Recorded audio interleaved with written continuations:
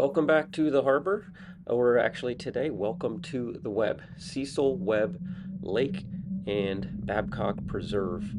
This is a massive 80,000 acre preserve, and we're looking at a 400 acre lake. It's man-made or man-adjusted, I should say. I guess this is a wetland, natural wetland area that was dug out. I'm not sure what they used all the fill dirt for. I heard some of it was used for 75. Obviously, they needed a lot more dirt than that, but nonetheless, the dirt was used and a lake was formed. This is spring, and we are in a pretty bad drought when this was filmed, so this is as low as it hopefully will ever get. I mean, you can see it's really dry. I think I'm going to do another video when we are in flood stage, but you can see in the top of the screen those circles. Those are wetlands that'll be holding water in the summertime, and you can see they're dry as a bone, and so is much of the lake. So it's really low. I assume it'd probably be a good time to fish this spring, really getting up in there where there's a little less water, a little less area for the fish to hide. But you can see this lake just goes, we're looking north now at the north side. We had just spun around looking at the south side, and yeah, even the gators might be crawling around and looking for a little wetter land. But the lake is actually really good bass fishing all year round. But when the rainy season hits and the lake expands and can even push into some of those wetlands, it just gets a little more tricky. You can see all of that grass there to the right of the screen. That would be bright green and full of water in the summertime. Um, Here you can see a deep channel, it looks like, that they dug all the way through. I never had seen this before. And just again, because of the water depth, you can see a little bit of everything here. Great time to scout out the lake and see where the fish might be hiding in the summertime or even in the wintertime when that water is a lot colder. They'll hide down in that deep channel and look for a little bit better temperature. Here we've got a beautiful patch of lily pads. Great spot to throw some topwater or weedless worm. The best day I ever had here was years ago as a kid. We came in and we were throwing 4-inch floater, little pink trick worms, and we just caught tons of bass all around this area right here, these lilies and that island. Now, one problem I think is that the lake doesn't allow any outboards. And it's a big lake, so wherever you put in, pretty much you're not going to get super far. You're just going to have to use your trolling motor. Um, I don't know. I guess you don't want bass boats ripping all over it. I never see anybody out here though. I feel like maybe we should, I don't know, let people use the lake to however, whatever degree they would like to use it. So if you want to use an outboard to kind of go around, how about at least idle speed? I mean, that makes sense. And then you can at least power through to a different spot of the lake. This is a nice section as well, from those lily pads all the way up to this basin here. We got some more islands. There's actually a few big rocks in there.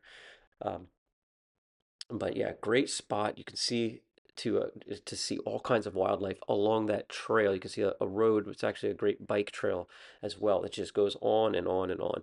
Really neat place for bird watchers or people who just want to get out and see nature. There are campgrounds out here, so you can pull up and you have a designated campsite along this trail. But then also, as we'll see here a little bit later, there's a lot of public hunting and camping sites, primitive sites, I should say, out in the sticks. There's also a gun range here. Just a really cool spot to come out and spend the day, whether you're just riding your bike, fishing from shore, which is a couple really cool ponds we'll show you in a little bit, or fishing from the boat, hunting in the winter, camping, whatever you'd like to do.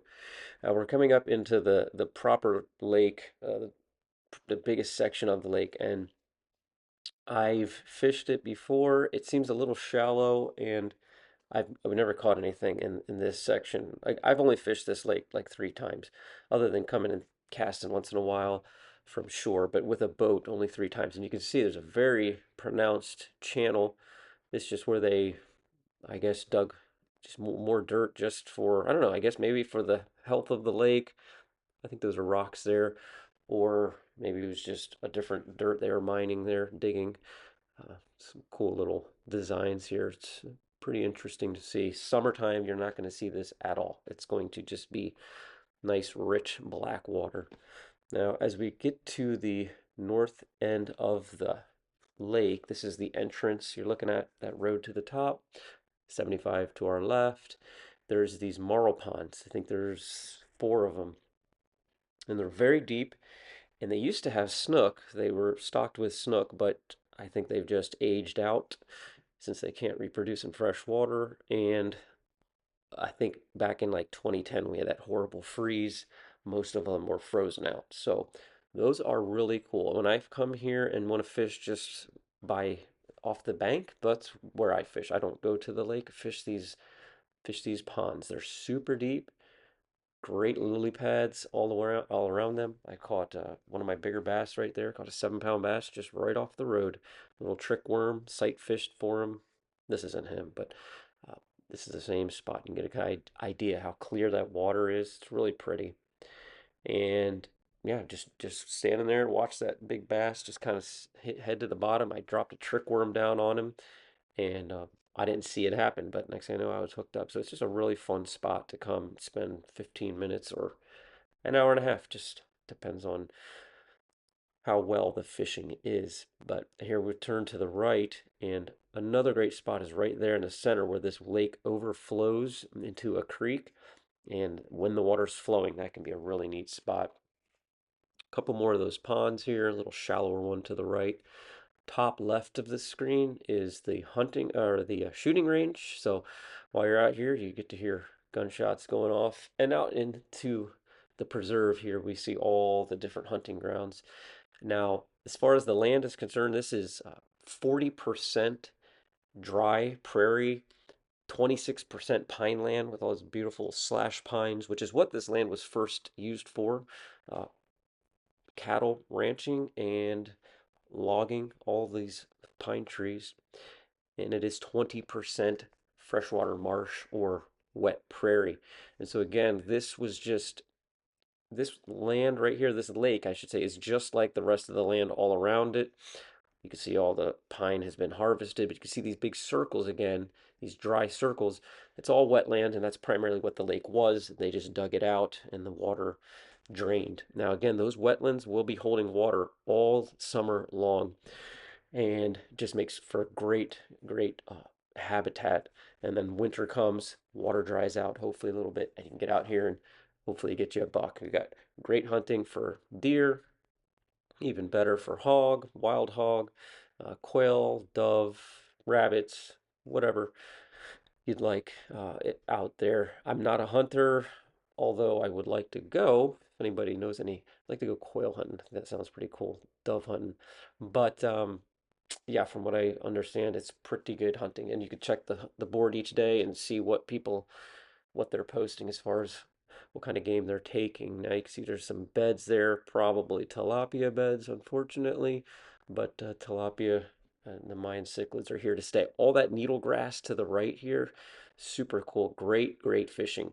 When I was the one day I came out and had a great day, that's all we did was just target this needle grass and just throwing that little weedless trick worm through there, and nothing big, but a lot of bass, 1 to 2 pound range. I think we caught 30 or 40 of them in a few hours. So yeah, we're coming along here and just get a little bit of a lower view, kind of get an idea of what you would be fishing. You can see actually pretty good grass growing up in the water there underneath us. There's some bulrushes or cattails, whatever those are. But the lake is pretty clean. It's not overrun at all with like duckweed and hyacinth. And so you can cruise along pretty good there with your trolling motor. You're not getting clogged up or stuck anywhere. It's not super mucky. Again, it's a really pretty pond. I think I'd like to actually get out here. I'm talking myself into it. Maybe I'll get the Ginu out here in the summertime once the rain hits and get a little bit of water. I'm not seeing any bass though. Again, a bunch of tilapia beds, but I reckon they're still out there because it's all catch and release. Anyway, I appreciate you guys watching. I know this isn't a saltwater video, but it is the harbor, and all roads lead to Rome, and all creeks and lakes and ponds eventually get out to the harbor. So thanks for watching, guys.